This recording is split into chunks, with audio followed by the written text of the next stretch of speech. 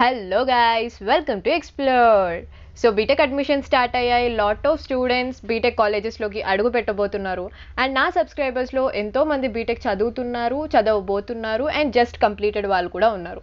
So I think ఈ video మీ అందరికీ కూడా బాగా కనెక్ట్ అవుతుంది అనుకుంటున్నాను.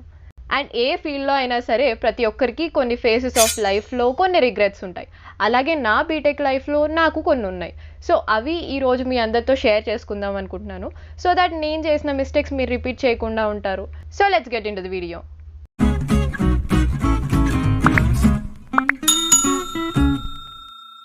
సో 9th నుండి ఇంటర్ సెకండ్ ఇయర్ వరకు మనం ప్రపంచం మొత్తం ఈ బుక్స్ చుట్టే ఉంటుంది. బట్ బీటెక్ వచ్చాక we need to explore. Because classrooms text బుక్స్తో కంపేర్ చేస్తే ఈ బయట ప్రపంచంలో మనం నేర్చుకోవడానికి తెలుసుకోవడానికి ఎంతో ఉంది. సో నేను ఫస్ట్ ఇయర్లో ఉన్నప్పుడు ఆర్టిఫిషియల్ ఇంటెలిజెన్స్ రిలేటెడ్ ప్రోగ్రామ్ ఏదో ఐఐటీలో కండక్ట్ చేస్తుంటే ప్రతి కాలేజ్కి కూడా ఇన్విటేషన్ ఉండే. సో ఏ స్టూడెంట్ అయినా కూడా వెళ్ళొచ్చు. బట్ క్లాసెస్ మిస్ అవుతామని, ల్యాబ్ పోతుందని, అటెండెన్స్ ఇష్యూస్ అని ఇలా సమ్ ఆఫ్ ది రీజన్స్ వల్ల మేము దానికి అటెండ్ అవ్వలేదు. అండ్ కాలేజెస్లో ఫెస్ట్స్ ఉన్నప్పుడు ఒక్కొక్కసారి అన్ని కాలేజెస్ని కూడా ఇన్వైట్ చేస్తారనమాట. సో అందులో ఒకటి లిటరరీ ఫెస్ట్.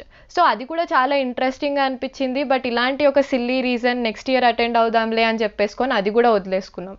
బట్ మా బ్యాడ్ లక్ నెక్స్ట్ ఇయరే లాక్డౌన్ వచ్చింది అండ్ ఇప్పటి వరకు మళ్ళీ అలాంటి ప్రోగ్రామ్స్కి అటెండ్ అయ్యే ఛాన్స్ మాకు రాలేదు. సో నేను డెఫినెట్గా ఇవి వదులుకున్నందుకు చాలా రిగ్రెట్ అవుతున్నా. సో మనకి బీటెక్లో డిఫరెంట్ ప్రోగ్రామ్స్ ఉంటాయి, డిఫరెంట్ ఛాన్సెస్ ఉంటాయి.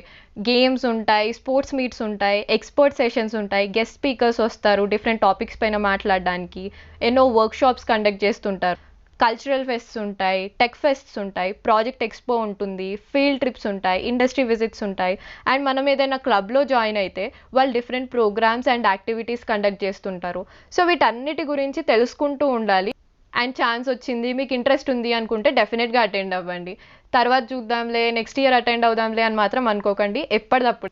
అండ్ ఈ విషయం తెలుసుకోవడానికి నాకు చాలా టైం పట్టింది. బట్ వన్స్ నేను రియలైజ్ అయిన తర్వాత ఆల్మోస్ట్ నాకు వచ్చిన ప్రతి ఆపర్చునిటీని కూడా నేను గ్రాబ్ చేసుకున్నాను. అండ్ ఈ జర్నీలోనే చింతకింది మల్లేశం సార్ని కలిశాను. సో ఆయన వితౌట్ ఎనీ ఎడ్యుకేషన్ బ్యాక్గ్రౌండ్ ఆసు యంత్రాన్ని కనిపెట్టారు. సో ఆయన టెడ్ టాక్ ఇచ్చారు అండ్ ఆయన మీద మల్లేశం అనే మూవీ కూడా తీశారు. అండ్ శోధయాత్ర అటెండ్ అయ్యాం అండ్ ఇలా ఎన్నో విషయాలు తెలుసుకున్నాను. And we had a great time. So ఏది నేర్చుకోవాలనుకున్నా ఇప్పుడే.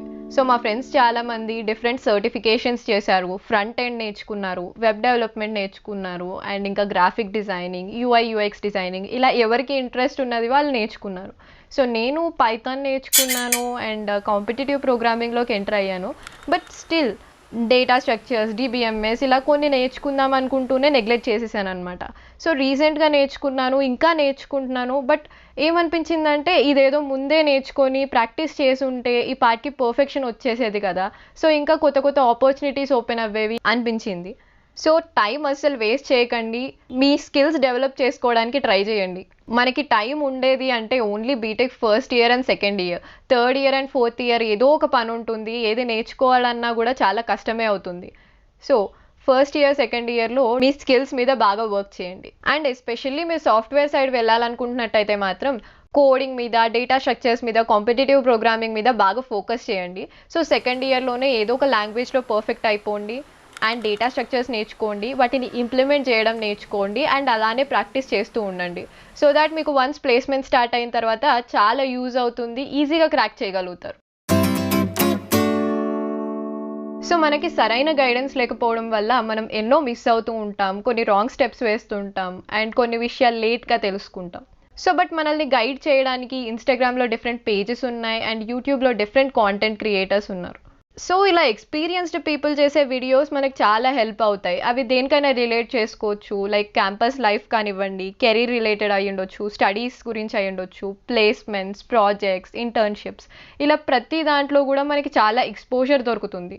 సో మనకి బీటెక్కి రిలేటెడ్ చాలా యూట్యూబ్ ఛానల్స్ ఉన్నాయి, అంటే like Apna college, Ishan Sharma and explore of course. So నేనైతే లాస్ట్ ఇయర్ నుంచే ఫాలో అవుతున్నాను. బట్ ఫస్ట్ ఇయర్ నుంచి ఫాలో అయ్యి ఉండుంటే ఇంకా చాలా ఎక్స్పోజర్ ఉండేది, చాలా నాలెడ్జ్ ఉంటుంది అండ్ చాలా విషయాల్లో క్లారిటీ ఉంటుంది. సో డెఫినెట్గా ఇలాంటి కాంటెంట్ని కన్జ్యూమ్ చేసుకోవడం వల్ల మనకు చాలా హెల్ప్ అవుతుంది. సో ఈ మిస్టేక్ మీరు రిపీట్ చేయకండి, వెంటనే ఎక్స్ప్లోర్ని సబ్స్క్రైబ్ చేసేయండి. సో నాకు ఇంతకు మించి రిగ్రెట్స్ ఏం లేవు. Good friends, good time, happy life. But నా ఎక్స్పీరియన్స్ నుంచి నన్ను ఏమైనా సజెషన్స్ ఇవ్వమంటే నేను మీకు 5 సజెషన్స్ ఇస్తా. సో ఫస్ట్ వచ్చేసి మంచి సర్కిల్ మెయింటైన్ చేయండి. బికాస్ మంచి ఫ్రెండ్స్ ఉండడం కూడా గాడ్స్ గిఫ్టే. వాళ్ళ ద్వారా ఎన్నో తెలుసుకుంటాం, ఎన్నో నేర్చుకుంటాం. బై గాడ్స్ గ్రేస్ నాకు మంచి ఫ్రెండ్స్ ఉన్నారు. ప్రతి మూమెంట్లో కూడా ఎంతో మోటివేటింగ్గా, సపోర్టివ్గా ఉన్నారు. సో నేను నా ఫ్రెండ్స్, క్లాస్మేట్స్ అందరికీ కూడా థ్యాంక్స్ చెప్పాలనుకుంటున్నాను నాకు ఇంత సపోర్టివ్గా ఉన్నందుకు. Thank you. సో సెకండ్ వచ్చేసి స్కూల్ అండ్ ఇంటర్లో కంప్లీట్లీ బుక్సే ప్రపంచం. బట్టి కొట్టడం, ఎగ్జామ్ రాయడం, సో మన లోకమే అంతా. బట్ కనీసం ఇప్పుడైనా ఎక్స్ప్లోర్ అవ్వండి. స్కిల్స్కి ఎక్కువ ఇంపార్టెన్స్ ఇవ్వండి. చదవండి, but at the same time అన్నిట్లో కూడా పార్టిసిపేషన్ ఇవ్వండి. మీ ఇంట్రెస్ట్, హాబీస్ అన్నిటికీ టైం ఇవ్వండి. బట్ కొంతమంది చదువుని కంప్లీట్గా నెగ్లెక్ట్ చేస్తారు. బట్ అసలు అలా చేయొద్దు.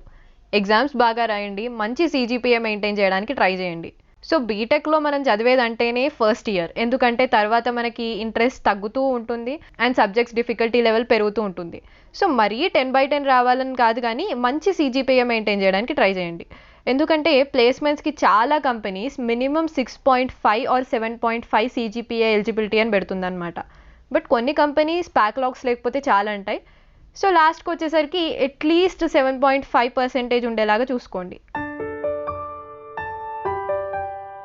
సో మనకి ఎన్నో ఇన్సెక్యూరిటీస్ ఉంటాయి అండ్ సెల్ఫ్ ఎస్టీమ్ ఇష్యూస్ ఉంటాయి. మన మీద మనకు కాన్ఫిడెన్స్ ఉండదు, నమ్మకం ఉండదు. సో ఇవన్నీ ఓవర్కమ్ చేయడానికి ఇదే right time. So self time ఇచ్చుకోండి, సెల్ఫ్ కేర్ మెయింటైన్ చేయండి అండ్ ఎప్పుడు మిమ్మల్ని అప్లిఫ్ట్ చేసి, మోటివేట్ చేసి, సపోర్ట్ చేసే వాళ్ళతో ఉండండి. And finally have fun. ఏ విషయాన్ని కూడా మరీ అంత సీరియస్గా తీసుకోకండి, అలాగే పూర్తి నెగ్లిజెన్స్తో కూడా ఉండకండి.